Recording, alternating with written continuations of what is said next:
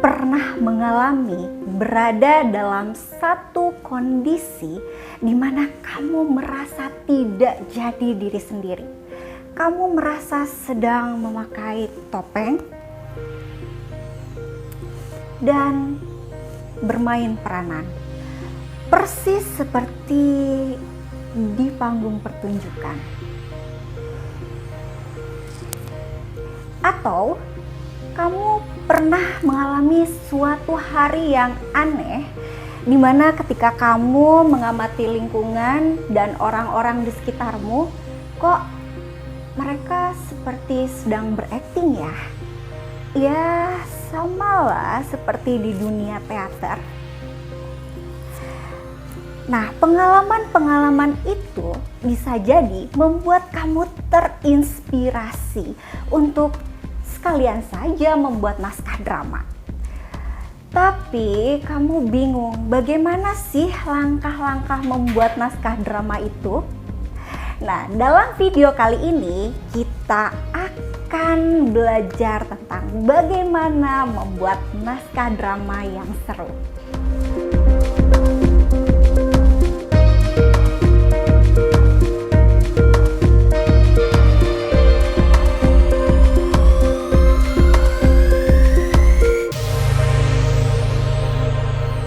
Sampurasun, terima kasih sudah hadir di Semesta Eva.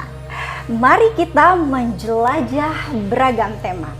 Nah, dalam petualangan kita kali ini, saya dan kamu tidak sendirian. Jeng jeng, kita sudah ditemani oleh Faisal Syahreza. Siapakah Faisal ini? Kita kenalan dulu ya. Aku bacain dulu nih sedikit tentang Faisal. Faisal Syahreza ini pada tahun 2020 kemarin itu terpilih sebagai perwakilan sastrawan untuk mendapatkan penghargaan Mastera Antar Negara ASEAN ya. Wow. Lalu sebelumnya tahun 2019 merupakan sastrawan berkarya di daerah 3T, tertinggal, terdepan, dan terluar.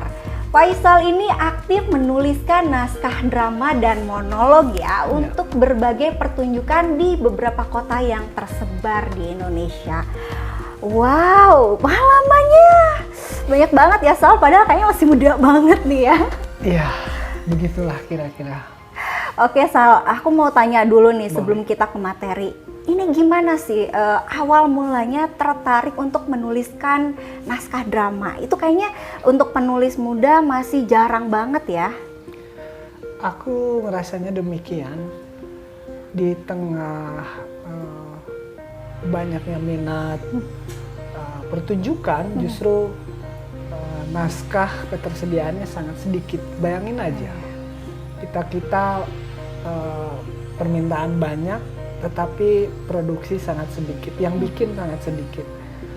Dan kebayang nggak kalau kita terus mentasin pertunjukan yang ditulis sama penulis-penulis kita yang udah berlalu gitu. Artinya bukan tidak perlu sih menulis yang senior, tapi zaman berubah, tuntutan berubah. Aku coba nulis begitu. Jadi penulis-penulis muda ini juga memberikan kesegaran tema ya dan lain-lain sehingga bentuk pertunjukannya itu nggak monoton tapi ada sejenis inovasi-inovasi dari segi naskahnya juga ya. Itu yang aku rasa. Nah, wah menarik banget ya. Terus Sal nih, aku pengen tahu nih ya, menurut Faisal kan tadi memang ternyata naskah drama ini baru sedikit banget ya di Indonesia. Kira-kira gimana nih caranya menumbuhkan minat para penulis muda untuk terjun menuliskan naskah drama? Tinggal kita bayangin aja, kita butuh tontonan yang sama, artinya tontonan yang berangkat dari kehidupan kita, karena beda zaman, beda lagi tema, beda lagi cara menilai, beda lagi cara selera, fashion. Pendekatannya sesederhana itu. Artinya di zaman modern seperti ini dulu nggak ada kan TikTok segala macam. Kenapa kita nggak angkat itu dipertunjukkan? Kita dulu nggak berkenalan dengan yang namanya email segala macem, baru berkenalan gitu. Sekarang udah ada hologram, multimedia sudah keren, ya kita bisa nulis itu loh. Nah, salah satu untuk mendorong ke sana menurutku itu, bahwa penulis-penulis bisa menulis tentang lingkungan sekitar.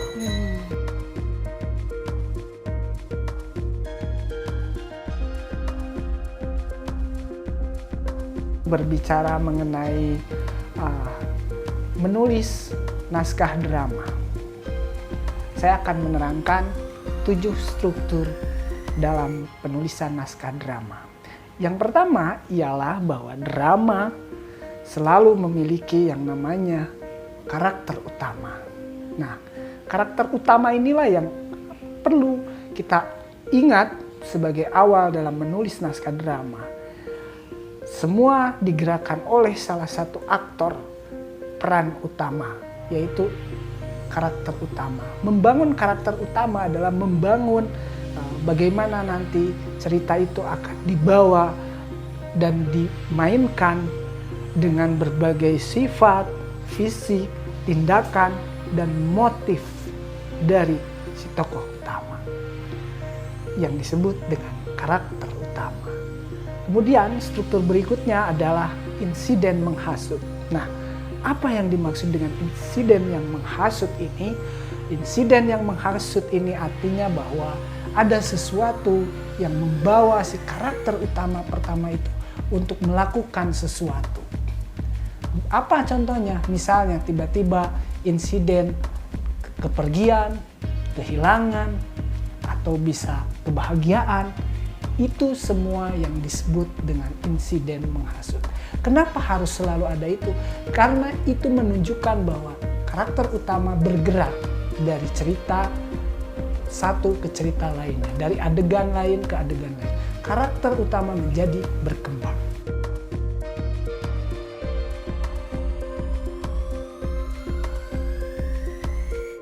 Berikutnya, dari 7 struktur drama, yang ketiga adalah tujuan. Tujuan inilah yang disebut dengan tujuan dari karakter utama yang bisa membawa si karakter utama untuk bergerak. Misalnya karakter utama dari nol menjadi puncaknya, atau sebaliknya dari puncak bisa tiba-tiba terjatuh. Nah, ini yang bakal membuat si tokoh utama atau karakter utama kita mempunyai kehidupan. Tidak mungkin seorang peran atau seorang aktor atau seorang tokoh tidak memiliki tujuan. Lalu cerita itu mau dibawa kemana?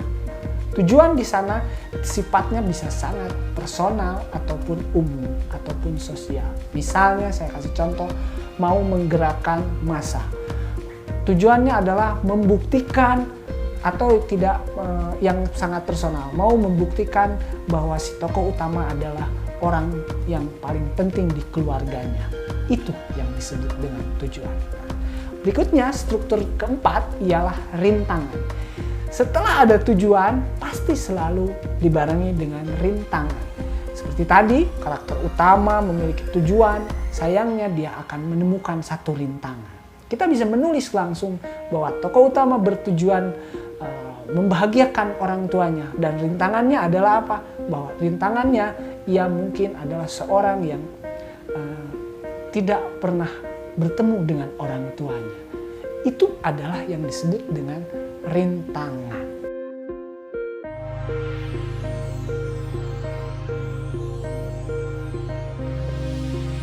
Struktur berikutnya ialah yang kelima adalah krisis. Nah, mendengar kata krisis, kita selalu merasa bahwa setiap individu memiliki kasus tersendiri. Krisis di sini adalah semacam apakah si tokoh utama itu bisa melewati rintangan. Ia bisa melewati rintangan ataukah ia justru gagal. Nah, tidak jadi masalah kita sedang menulis sebuah naskah drama di mana sebuah tokoh utamanya ternyata gagal melewati rintangannya. Dan itulah yang disebut dengan krisis tokoh utama. Ketika krisis tokoh utama itu adalah bentuknya sebuah pertanyaan. Pertama, Bisa misalkan, apakah si tokoh utama akhirnya menerima kenyataan bahwa dia gagal ketika mengejar tujuan karena rintangan tertentu, itu krisis. Atau dia berhasil mendapatkan tujuannya dan melewati rintangan, tapi dia tetap merasa tidak bahagia, itulah yang disebut krisis.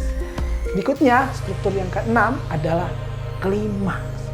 Dalam menciptakan sebuah klimaks, naskah drama, artinya adalah puncak segalanya. Setelah itu, pasti dia punya keputusan. Dalam klimaks di sana, keputusannya ketika dia mendapatkan krisis kebahagiaan, krisis ketidakpercayaan diri, krisis merasa gagal, akhirnya klimaksnya dia melakukan sesuatu. Nah, di sanalah kita mulai membubuhkan yang disebut dengan klimaks. Apakah si tokoh utama menjadi orang yang gagal? Apakah si tokoh utama menjadi orang yang berhasil? Apakah tokoh utama tiba-tiba tidak memiliki lagi keinginan atau hasrat untuk hidup, segala macam. Klimaks tidak melulu berbicara tentang sesuatu yang besar. Apakah tiba-tiba dia misalnya pergi atau menghilang, mati, diruntuhkan. Kalau kita bicara tentang naskah-naskah politik, bisa saja klimaks sifatnya dalam arti dia terjadi di dalam batinnya. Terakhir, struktur yang ketujuh adalah resolusi. Nah, dalam resolusi inilah kita akan menemukan bahwa akhirnya si tokoh utama itu sampai pada keberterimaan atau ketidakberterimaan. Resolusi ini memperlihatkan bahwa ada yang kita ambil, bahwa ada yang penulis lakukan dengan menentukan nasib terakhir si tokohnya. Tokoh ini apakah mencitrakan seorang publik atau justru menjadi anti dari maksud saya cerminan dari publik, atau justru dia tidak mencerminkan masyarakat kita sekarang. Dalam menulis resolusi terakhir dalam naskah drama juga tidak dituntut harus endingnya sesuai dengan para penonton atau pembaca. Bisa jadi kita menggunakan cara menggantungnya, artinya mengembalikan seluruh keputusan kepada pembaca dalam rangka kalau naskah itu adalah dibaca sutradara, atau justru ketika dipentaskan diserahkan kepada pembaca. Kira-kira begitu dari 7 struktur menulis naskah drama. Sebenarnya tipsnya adalah meskipun seluruhnya bisa kita gunakan, yang paling harus kita ingat ialah bahwa kita setiap penulis tidak mungkin berhasil dari keseluruh 7 struktur itu.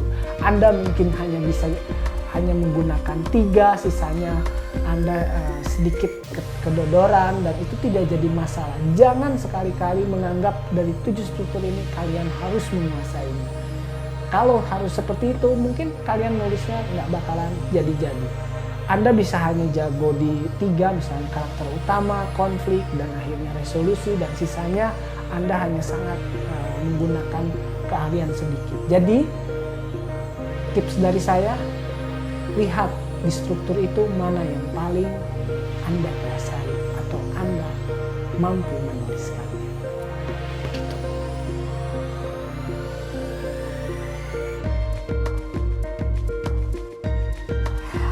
Tadi itu ya, 7 struktur menulis naskah drama. Gimana nih? Susah apa gampang? Tapi yang pasti kita nggak akan pernah tahu kalau tidak mencobanya ya. Faisal, terima kasih sekali sudah hadir di sini dan berbagi bersama kita sehingga kita bisa bertualang di dunia penulisan naskah drama. Semoga kamu juga yang sudah mendengarnya akan segera tergerak untuk menuliskan dramamu sendiri dan membuat pertunjukannya ya. Jadi kita nggak mesti berpikir bahwa ceritanya mesti wah. Jangan-jangan drama kehidupan kita sendiri itu bisa diangkat jadi naskah dramanya ya. Sukses untuk Faisal, dan sebelum nanti kita tutup, kita akan melihat Faisal Syahreza membacakan monolog karyanya sendiri. Terima kasih sekali teman-teman sudah bersama kami di Semesta Eva kali ini. Sampai berjumpa di Semesta Eva episode selanjutnya. Sampurasun. Kadang aku melihat kesunyian turun ke kota-kota di tengah orang-orang meneriakkan nama. Aku pernah mendengar seorang anak kecil berlari dan ia keluar dari sebuah gang. Ia melihat ke arah jalan yang sudah lama tidak dilewatimu lagi. Ia berpikir dengan keras dan ia mengucapkan namamu. Mengucapkan seolah-olah ia sedang memanggil seseorang yang seharusnya pulang di jam-jam yang sama seperti jam malam-malam kemarin. Anak itu benar-benar sedang mencari ibunya. Ma, ini sudah waktunya kita tidur. Terima kasih.